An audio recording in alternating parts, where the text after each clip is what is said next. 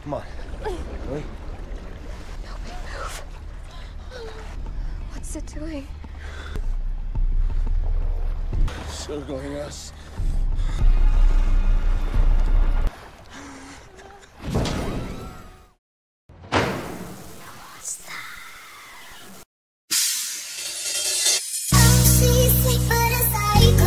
Halo semuanya, gimana kabar kalian hari ini? Sehat? Mantep! Tepuk tangan dulu buat kalian. Nah, hari ini gue bakal nge-recap film lagi. Tapi film-film ikan hiu cuy. Filmnya berjudul Shark Bait yang diproduksi pada tahun 2022. Jadi masih hangat nih. By the way, film ini belum ada rating atau penilaian dari para penontonnya. Apakah mereka-mereka yang nonton ini suka atau enggak? Tapi setelah gua tonton, filmnya ternyata oke banget. Serius, kisahnya sendiri berfokus pada sekelompok remaja yang sedang menikmati liburan. Yang tahu-tahu pokoknya diserang hiu lah intinya. Nah, proses untuk sampai diserang hiu ceritanya itu bisa dibilang cukup masuk akal. So, kalau gitu selamat datang di New Monster. Enjoy, and here we go. The world needs him.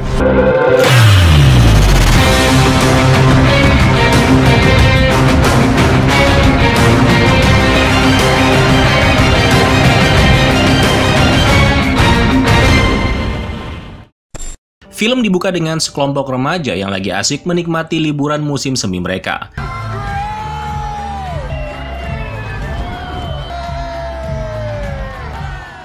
Mereka bernama Ned, Tom, Tyler, Greg, dan juga Millie. Ned dan Tom berpacaran, tapi sialnya Millie ada di tengah-tengah mereka tanpa sepengetahuan Ned, alias si Tomnya selingkuh cuy. Mereka bertiga menikmati suasana liburan dengan gembira, sampai larut malam pula. Singkat cerita, mereka kehabisan minuman nih. Karena itu mereka lalu memainkan sebuah permainan memutar botol, di mana yang kalah akan pergi untuk membeli beberapa minuman.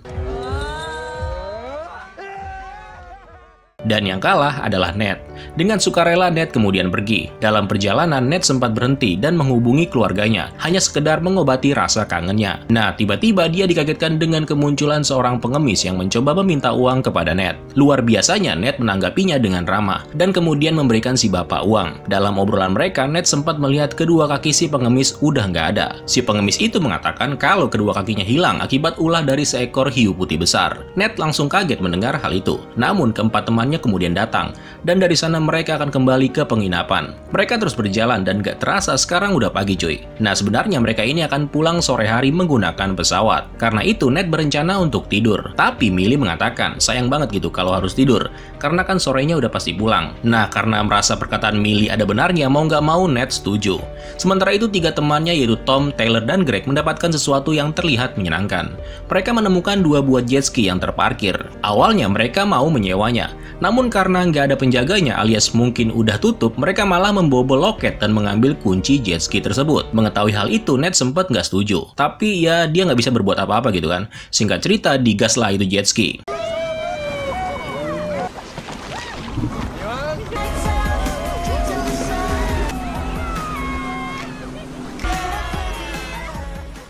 Mereka kemudian kebut-kebutan cuy. Mereka bahkan sempat melewati sebuah kapal pribadi yang menandakan kalau posisi mereka sudah lumayan jauh dari pantai. Kelima muda-mudi ini melakukan sebuah permainan adu nyali. Yaitu biasanya permainan seperti ini harusnya sudah tahu nih kapan harus menghindar dan kapan harus mengalah. Di ronde pertama semuanya berjalan seperti biasa. Namun di ronde kedua harus berakhir seperti ini.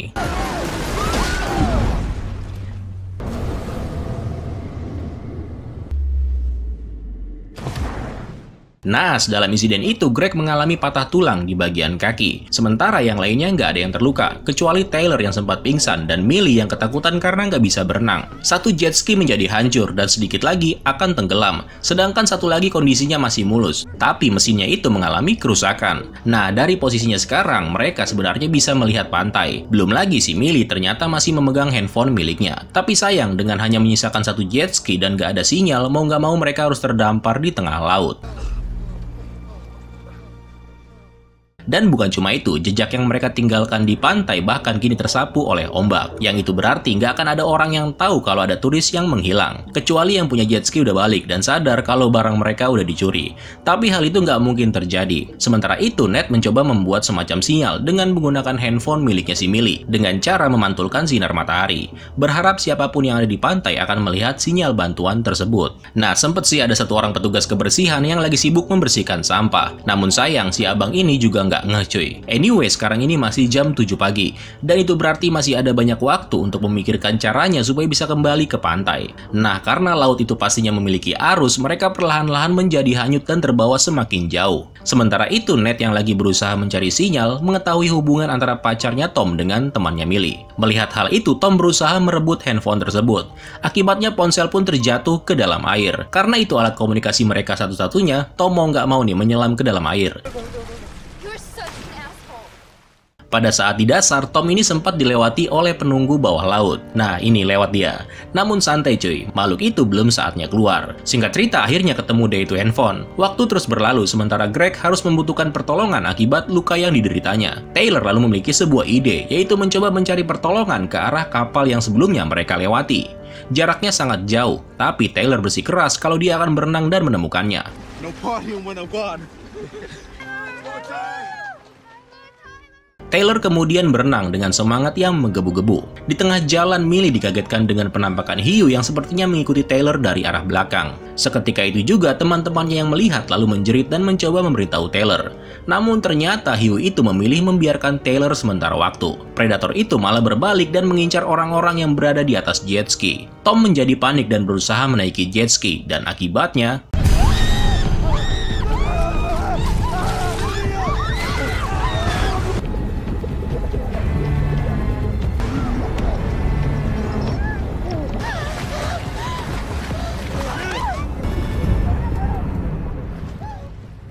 dalam insiden itu, Greg menjadi incaran si ikan hiu, yang sebenarnya sedikit lagi dia bisa diselamatkan oleh Ned.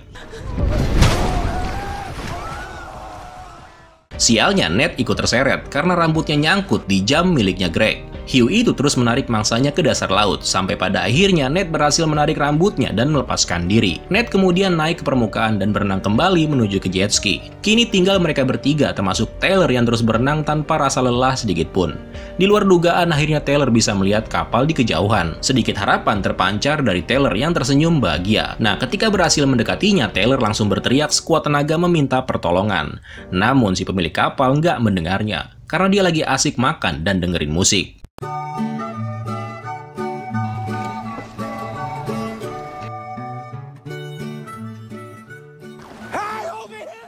Taylor kemudian berenang lagi nih untuk mendekati kapal itu.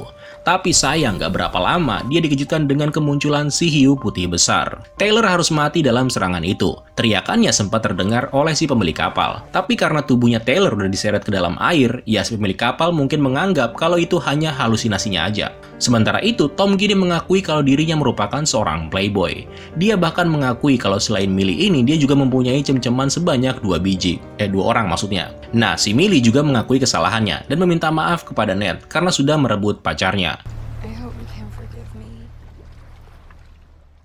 Kemudian, waktu sudah menunjukkan jam 3 sore, tapi nggak ada sedikit pun tanda-tanda mereka akan mendapatkan pertolongan ataupun keajaiban lainnya. Rasa capek, lapar, dan haus terus menggerogoti mereka.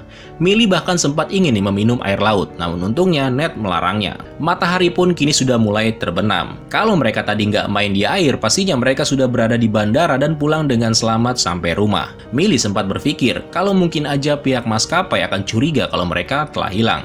Dan hal itu nggak mungkin terjadi. Ya kalau penumpang yang nggak datang, pesawatnya tetap jalan ya nggak? Yang mungkin akan tahu kalau terjadi apa-apa ya hanya orang tua mereka aja. Kok anak gue belum sampai-sampai gitu ya kan?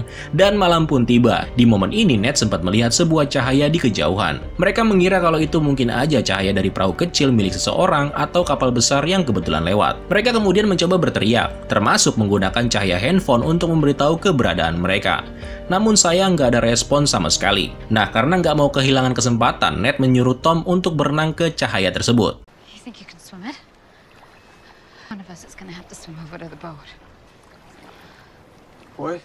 Iya dong, lu kan laki bisa berenang gitu. Perlahan-lahan Tom kemudian nyebur ke dalam air. Tapi di luar dugaan Tom langsung ketakutan dan kembali naik. Melihat hal itu mau nggak mau Ned yang nyebur.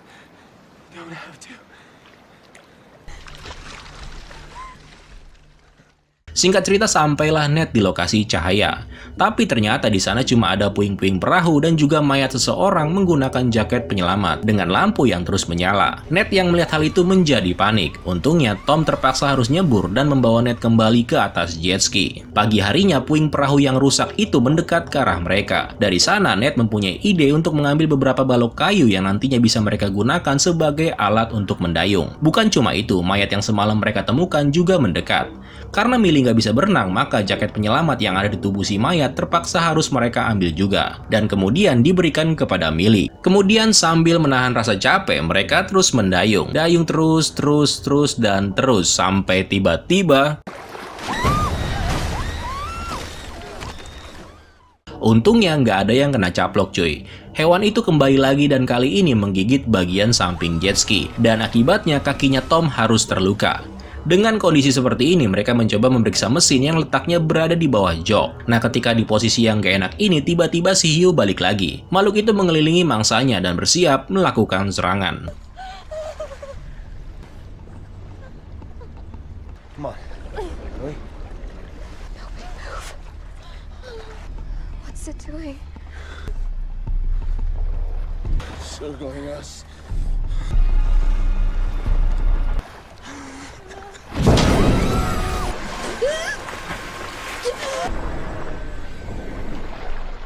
Dalam kejadian ini Tom terluka di bagian badan. Beruntung dia masih bisa selamat. Tapi enggak dengan Millie. Ketika sedikit lagi akan menaiki jet ski, si hiu rupanya menggigitnya, sehingga separuh tubuhnya harus terputus. Dengan Tom yang udah nggak berdaya, Ned hanya memiliki satu cara untuk bisa keluar dari sini, yaitu memperbaiki jet ski. Dia membuka kembali jok dan mencari cara agar bisa melihat kerusakan apa nih yang membuat jet ski nggak mau nyala. Dalam usahanya itu, Ned mematahkan pelindung mesin dan membentuk sebuah lempengan tajam. Lempengan itu kemudian disimpan oleh Ned untuk berjaga-jaga. Nah, akhirnya Ned menemukan penyebabnya, yaitu sebuah selang yang tampak terputus. Karena nggak bisa diperbaiki begitu aja, Ned lalu mempunyai ide dengan mengambil peluit yang ada di jaket penyelamat yang tadi dipakai oleh Millie. Dari sana Ned membawa lempengan tajam di pinggang sebagai senjata dan kemudian dia melompat ke dalam air. Ketika sudah mendapatkan peluit, tiba-tiba si hiu datang lagi cuy. Dengan menggunakan senjata yang dia bawa, Ned kini bersiap dengan serangan yang akan datang ke arahnya.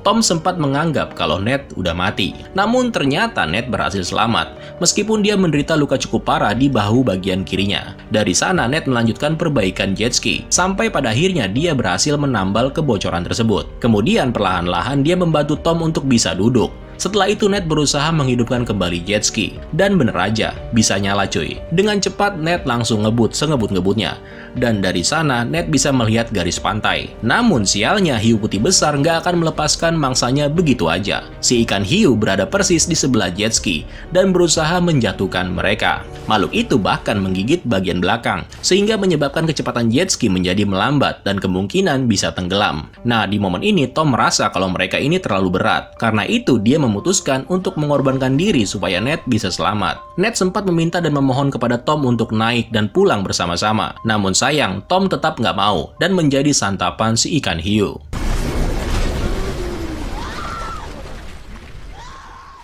Kemudian dengan cepat Ted pergi ke arah pantai dan sedikit lagi akan sampai. Namun karena pantai ini dipenuhi dengan karang, alhasil jet ski yang dikendarainya harus kandas.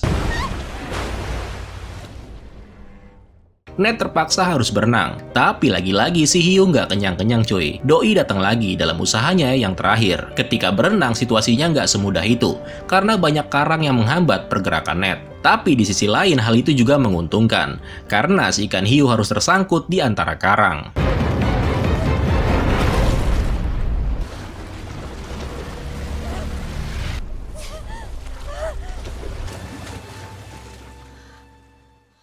Ned yang selamat kemudian pergi meninggalkan pantai dan mencoba untuk mencari pertolongan.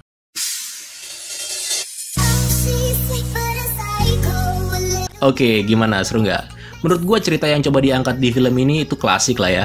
Sekelompok remaja yang terjebak di tengah laut. Mirip-mirip The Shallows, tapi bedanya kalau The Shallows solo karir cuy.